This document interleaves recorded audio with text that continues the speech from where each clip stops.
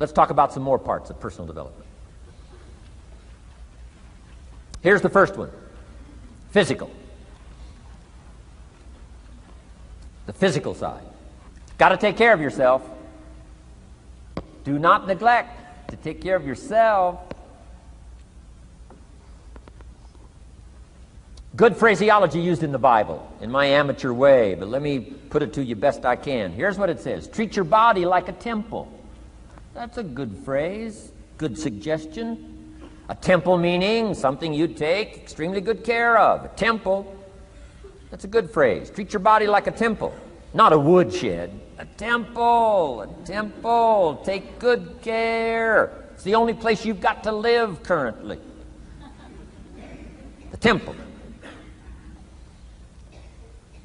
Nutrition. My mother studied nutrition, passed it along to me, passed it along to my father, my children, my grandchildren. What a legacy that was. Learning to just take care of yourself. Key phrase. Some people don't do well because they don't feel well. They've got the gifts, they've got the skills. Maybe they just haven't taken care of themselves. They don't have the vitality. Key phrase. Vitality is a major part of success. Vitality. So take care of yourself. I know a guy that raises racehorses. I'm telling you, the guy feeds his horses better than he feeds himself. He's so careful how he feeds his horses. He's so careful what they eat. He's so careful that they get everything. And because of that extreme care, I mean, these are magnificent animals. They can run like the wind. But you ought to see this guy. 10 steps up a flight of stairs, and I mean, he's all out of breath. His horses can run like the wind, and he can hardly make it up the steps. The guy takes care of his animals better than he takes care of himself. Some people feed their dogs better than they feed their kids. Physical. Now, there's all kinds of parts to physical. Here's one. Appearance is part of the physical.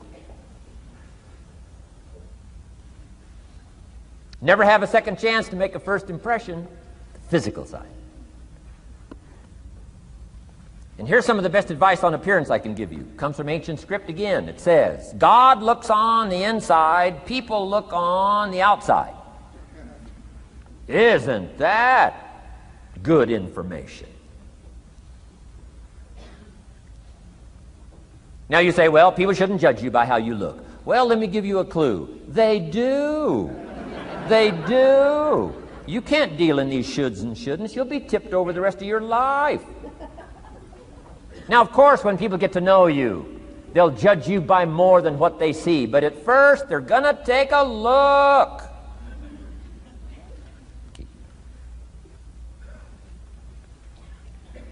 So, here's the best advice I can give you. Make sure the outside is a major reflection of what's going on inside. The physical side. A few minutes a day, stay healthy. A little bit of study on nutrition, stay healthy. Key. Now here's the next part of personal development, the spiritual part. Now, I'm an amateur on the spiritual side. I do happen to believe that human beings are more than just an advanced life form. An advanced species of the animal kingdom. I do believe humans are a special creation. That's just my personal belief, and I don't ask you to buy it. But here's what I do ask you to buy. If you do believe in spirituality in any manner, here's my best advice. Study it and practice it. Do not neglect your values. Do not neglect your virtues.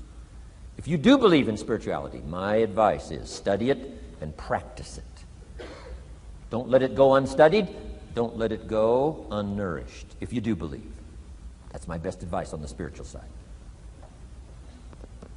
Now here's the third part. The mental side. Part of this personal development challenge is to develop mentally. Learn, study, grow, change. It's what schooling is all about. And the human development takes time, Incredible amounts of time. That's why we've taken the time for this seminar. It just takes time. Some things you can't cover in a 20-minute speech. You can't cover in a little 5-minute talk. It takes time. For humans, it seems like more time than any other life form, human beings.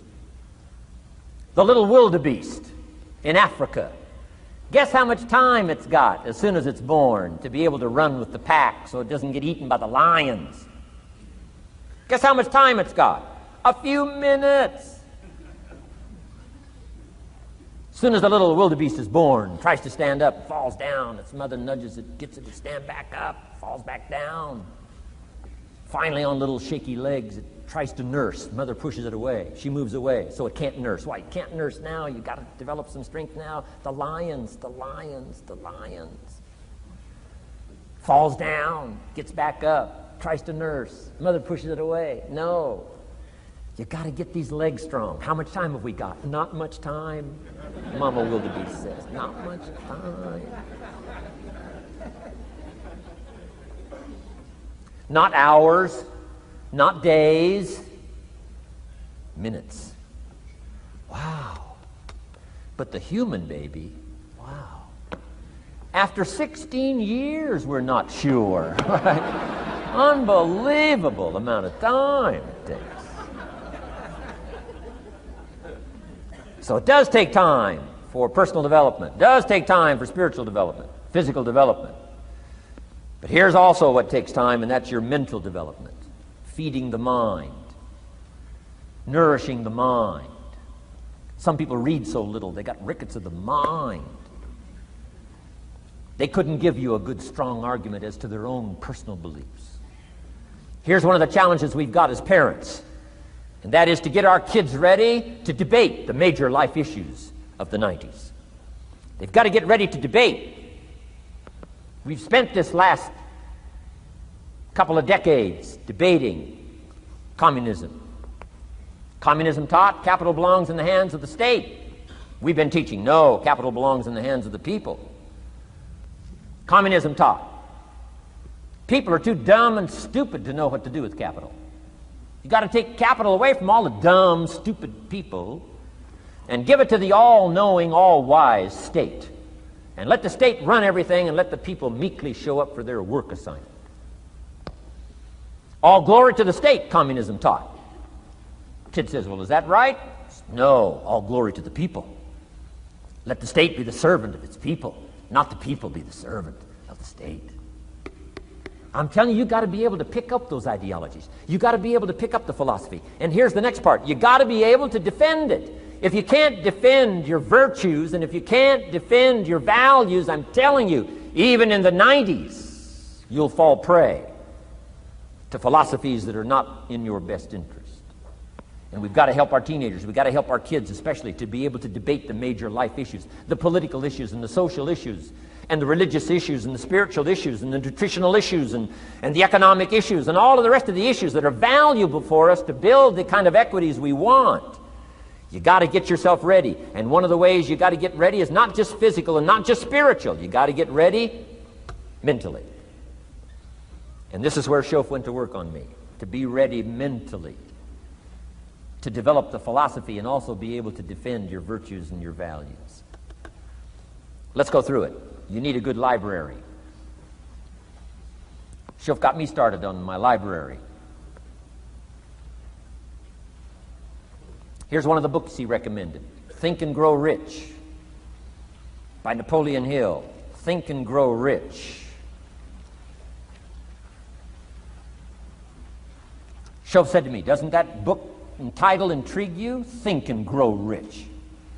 Don't you have to read that book? Think and Grow Rich. I said, yes, sir.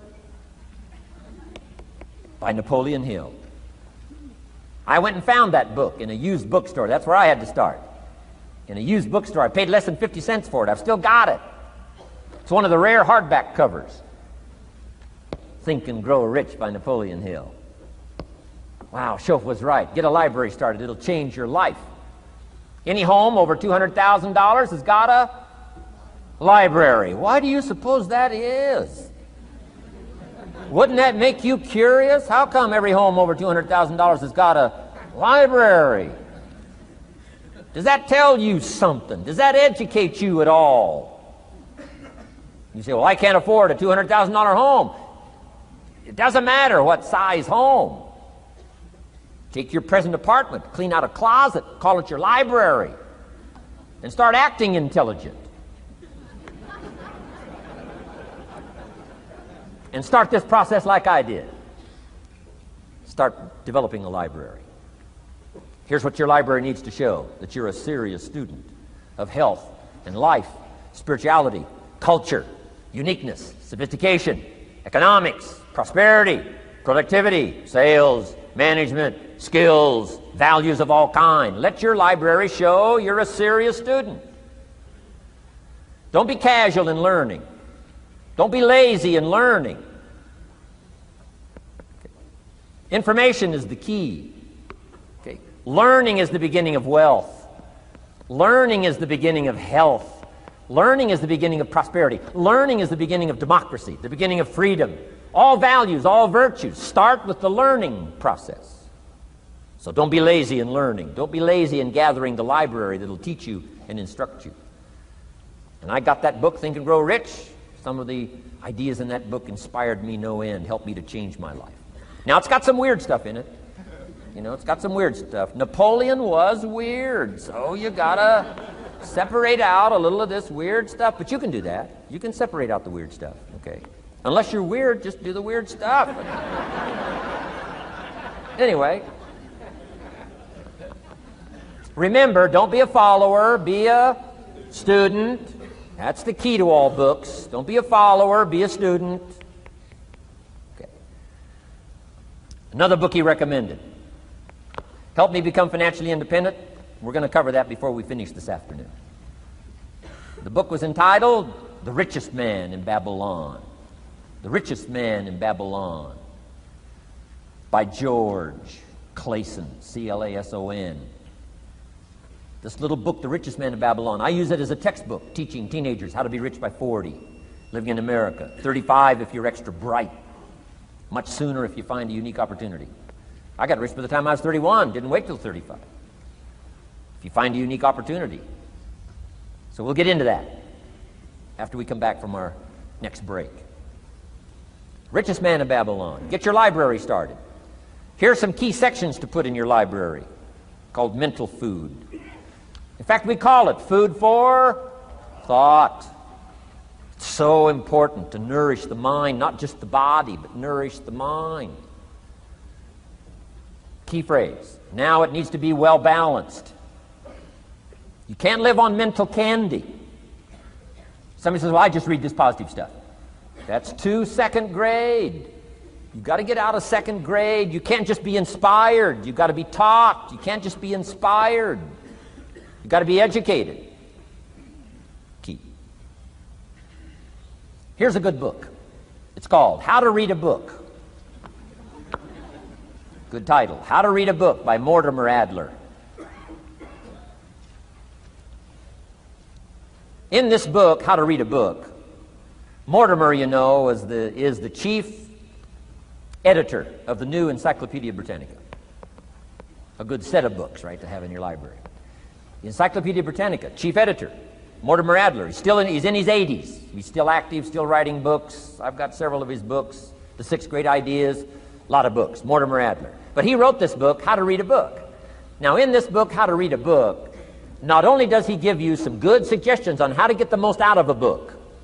It's one thing to read it, it's another thing to get the best out of it. He'll give you some techniques on how to get the best out of a book. It's very good. But here's what's also in his book, How to Read a Book, a list of what he calls the best writings ever written. The best writings ever written.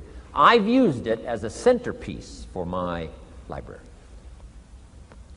So I'm just asking you, take a look. If it suits you, fine. If it doesn't suit you, hey, keep looking until you find something to suit you. But well balanced. Let me give you some of that balance. Number 1, history. We've all got to have a sense of history. American history, national history, international history, family history, political history. We all need a sense of history. Shortest history lesson. Opportunity mixed with difficulty. No matter how far back you go, 1,000 years ago, 2,000 years ago, 3,000, 4,000 years ago, I'm telling you, it all reads the same. Once you understand the thread that it isn't going to change, then what's going to change for my life? Answer, looks like I'm going to have to change. History helps us to understand how it is, what there is to work with, seed, soil, sunshine, rain, and what human beings have done with it in the past. And how many of them have, like I did by age 25, they have messed up. That's what history's for. Be a good student of history. Here's a good book, Lessons of History by Durant. Lessons of History by Durant. This little book is only 100 pages, but I'm telling you, it's so well written, you'll be intrigued, as I was. This little book, Lessons of History by Durant.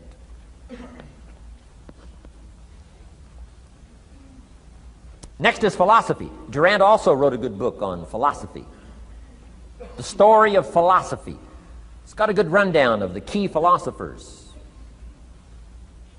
of the last several hundred years, what they taught and some of the lives they lived. You might find it a little difficult, but hey, you can't just read the easy stuff. Key phrase to add here in parentheses, don't just read the easy stuff. You won't grow. You won't change. You won't develop. Tackle the more difficult stuff.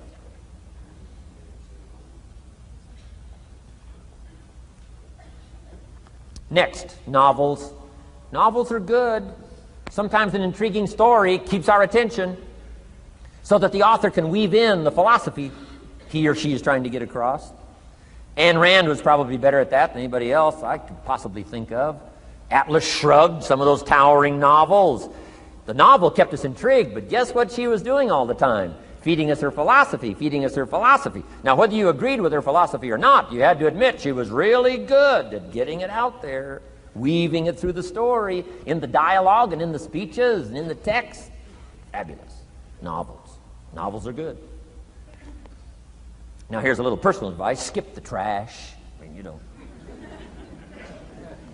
Someone says, well, sometimes you can find something valuable in a trashy novel. I wouldn't go through it to find it. You can find a crust of bread in a garbage can, but I wouldn't go through it. Number one, you don't need the reputation. So, not enough time to read the brilliant stuff, the good stuff. Skip the trash, really. My personal advice on personal development, becoming more valuable than you are. Key. Next is biographies and autobiographies, the stories of successful people, unsuccessful people.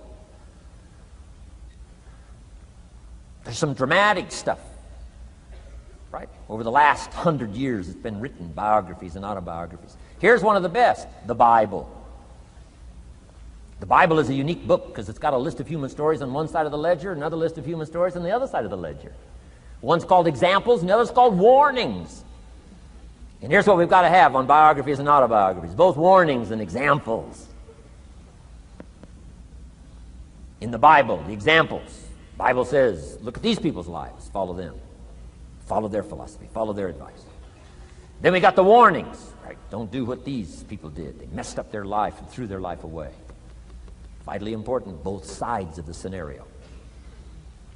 Now, if your life story ever gets in one of those books, make sure they use it as an example, not a warning.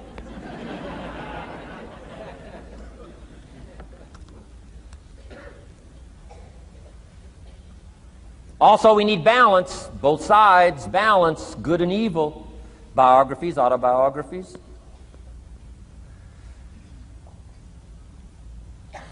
You need a book on Gandhi. You need a book on Hitler.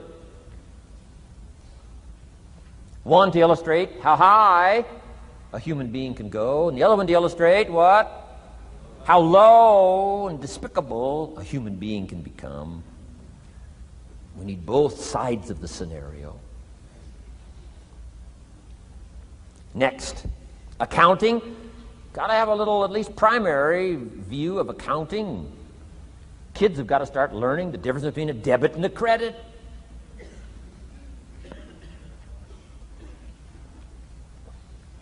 Next is law. We all need, right, a little bit. You don't have to be a lawyer, but you got to know contracts, what to sign, what not to sign, backups, good advice, how to be safe rather than sorry. All of us need a little law, not a lawyer, but a little law, especially these complicated days. Everything's in court these days. I learned this the hard way. Company wanted to borrow money a long time ago, up in Canada. Company wanted to borrow some money. The bank said, well, yes, we will loan the company the money if Mr. Rohn will sign personally. And I wanted to play hero, and I knew the company could pay it back. $250,000. So I signed. No problem. Sure enough, within less than a year, they paid it all back. $250,000. I am now a hero. Well, about a year later, this company gets in financial trouble. They go back to the bank and borrow this $250,000 again. I said, I hope my phone doesn't ring because I won't sign the note this time. Because I knew they were in trouble. I knew they were probably going to go bankrupt. My phone never rang. I'm off the hook. Sure enough, within less than a year, the company goes bankrupt. Can't pay. But I get this letter from the bank saying, Dear Mr. Rohn, since the company cannot perform its obligation and pay this $250,000, and since we have here your personal guarantee, would you please send us your check for $250,000? I said, hey, hold it. There must be some mistake here. I signed that first note, and they paid it all back. I wouldn't have signed the second note. I didn't sign the second note. Well, what I didn't know I had originally signed was a continuing guarantee. So now I know what the word continuing means.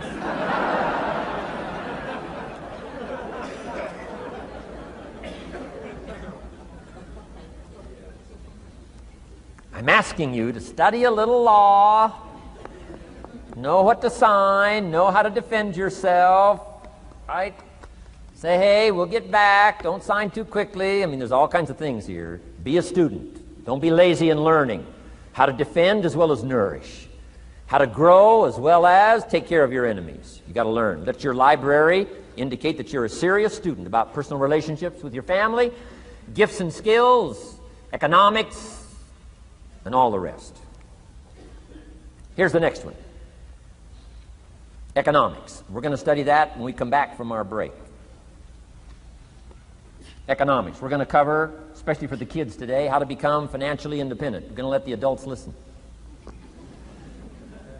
I've been teaching kids for the last 18, 19 years how to be rich by 40, 35 if you're extra bright. Most kids think they're extra bright. They go for 35. Or much sooner if you find a unique opportunity. We're going to get into that. Be a student of economics. Next, culture, sophistication. Don't leave that out of your life. Culture, sophistication. Culture is part of the fabric of the nation. Culture is what makes us different than dogs and animals. Culture is what makes us different from the barbarians. Culture, sophistication. Be a student of the dance and the art and the music and all the rest of those extraordinary human values that are possible for us all to participate in as well as to enjoy. Be a student of culture. And the last one is spirituality. Study it from the Bible and all the related books about spirituality. If you're a believer, study and practice. Let your library show you're a serious student. Next, keep a journal. Shoaff said, Mr. Rohn, not only be a student, but the good ideas that you develop from the books. Keep a separate journal. Write all this stuff down. Here's what he said. Don't trust your memory. If you're serious about becoming wealthy and powerful and sophisticated and healthy, influential, cultured, unique, keep a journal. Don't trust your memory. If you listen to something valuable, write it down. If you come across something important, write it down. Write it down. Now, I used to take notes on pieces of paper and torn off corners and backs of old envelopes and restaurant placemats and long sheets and narrow sheets and little sheets and pieces and thrown in a drawer. Found out, best way, keep a journal. I've been keeping these journals now since age 25. It makes up a valuable part of my own learning, and it's a valuable part of my library. My own journals now form a good portion of my own library. The stuff. I'm trying to get kids to do like I do, be a buyer of empty books. Kids find it interesting I'd buy an empty book. Especially at my status in life. What did I pay for this one? $26. Kids say, $26 for an empty book? Why would you do that? Well, the reason I paid $26 is to press me, to see if I can't find something worth $26 to put in here. And I'm telling you, all my journals are private. But if you got a hold of one of my journals, you wouldn't have to look very far until you would say, this is worth more than $26. I must admit, if you got a glimpse of Mr. Rohn's journals, you'd have to say he is a serious student. Not just committed to his craft, but committed to life, committed to skills, committed to learning, to see what I can do with seed and soil and sunshine and rain and miracle and possibilities and turn it into equities of life and treasure, family relationships, enterprise, sales, management, gifts galore, everything you want, all available, especially in America. I'm asking you, keep a journal. I call it one of the 3 treasures to leave behind. Let me give you that. One of the 3 treasures to leave behind. Number 1 is your pictures. Take a lot of pictures. Did you ever look back, right? 2 or 3 generations, just a handful of photographs way back there. Wouldn't it be something if there was album after album, thousands of pictures to help tell the story? A picture's worth 1,000 words. Don't be lazy in capturing the event. How long does it take to capture the event? A fraction of a second. How long does it take to miss the event? A fraction of a second. Errors in judgment or disciplines. Take lots of pictures. Help tell the story. Click, click, got it. Click, click, got it. Keep. I go to Taiwan to lecture. Taipei, Taiwan. Grand Hotel. Neat place to do a weekend seminar. I got 1,000 students. Guess how many cameras? 1,000 cameras. They all bring their cameras. They wouldn't miss the event, take pictures. Takes me more time to take pictures than it does to do the lectures. Here's my new American friend. Here's my new American friend. Click, click, save it. Got it. 1,000 words, each one. What a scenario. Don't miss the pictures. When you're gone, one of the things to leave behind, the treasure in picture as well as in words. Keep. Next, your library.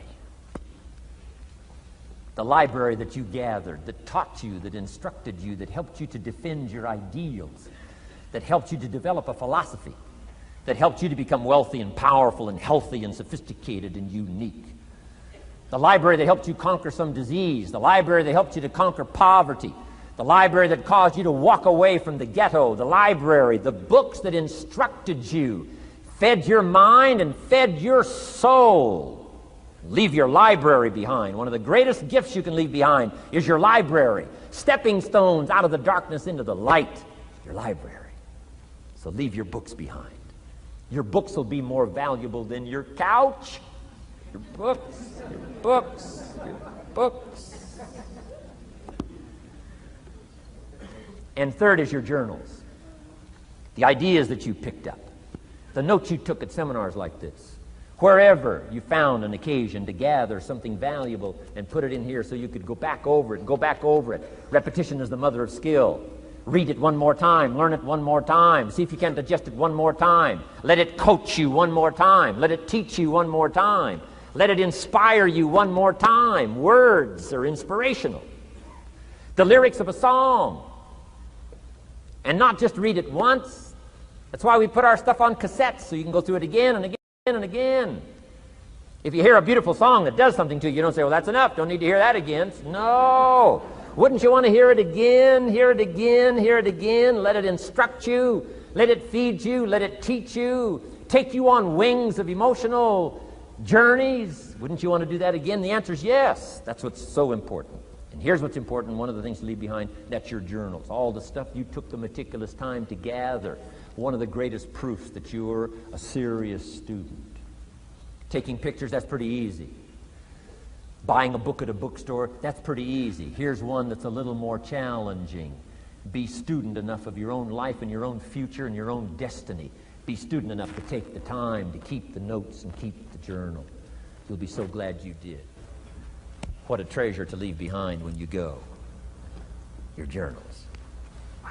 I wouldn't be without mine now. I'm in Carmel, California, one of my favorite places. It's where I wrote my first book called Seasons of Life. I went to this little church one Sunday morning. First time I'd been there. Little small church, I don't know, 150 people. Classic sermon that morning. Classic sermon. One of the best I've ever heard in all of my life. I happened to be there. And I had my journal. While this sermon is going on, I can't believe it was so precise, it was so unique, it was so powerful. And I've got my journal, and I'm taking notes. Taking notes of this classic sermon. Guess how many other people were taking notes? Approximately, guess. How many do you suppose? It looked like, best as I could tell, I'm the only one taking notes of this classic sermon. Now, since I'm a stranger there, and it's the first time I've been there, and I'm taking these notes, people started looking, who is he and what's he doing? I started feeling just a little bit uncomfortable. But I'm still writing. Now I'm feeling kind of like a spy, right? I could hear some of them say, he's going to get out of here with some of this stuff. And I did. I'm the guy that walked away with the stuff. I'm asking you to be no less sincere and be no less committed to the advancement of your philosophy, the set of the sail. Talk about have your best year ever this year, and then get ready for next year, your very best year ever, and they'll start being the best year after year. If you'll commit yourself to some of this simple stuff called personal development, start with a walk around the block. Start with the refinement of your philosophy. Start with the teaching of your own fabulous mind, where all the answers are. I can only give you a few answers from my own experience. The rest of all the magical answers are within the confines of your own mind, but it takes the books, takes the cassettes, takes the videos, personal conversation, sermons, lyrics from songs, dialogue from the movie. Let your heart be stirred by words. Find ways to capture. Part of your personal development quest. Now here's the last subject on personal development just before we take our break. Isn't this good stuff? I'm telling you, this stuff changed my life. Turned me every way but loose. I've never been the same since my teacher gave me some of this simple instruction. How to go from where you are to where you want to go. How to go from what you are to what you want to become. How to go from pennies to treasure. How to go from nothing to fortune. It's all within the confines of this stuff that I've been trying to share with you. Laboring best I can. Words are clumsy when you try to in your experience.